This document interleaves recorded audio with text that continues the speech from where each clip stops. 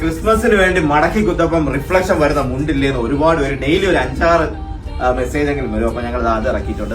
ഇതുപോലെ മടക്കി കുത്തുന്ന സമയത്ത് ബാക്ക് സൈഡിൽ ക്രിസ്മസിന്റെ ഈ ഒരു കസ്റ്റം വർക്ക് ചെയ്തിട്ടുണ്ട്. ഇതിന്റെ ബ്ലാക്ക് മുണ്ടിൽ ഞങ്ങൾ റിഫ്ലക്ഷൻ ചെയ്തതിന്റെ വീഡിയോ നിങ്ങൾ കണ്ടു.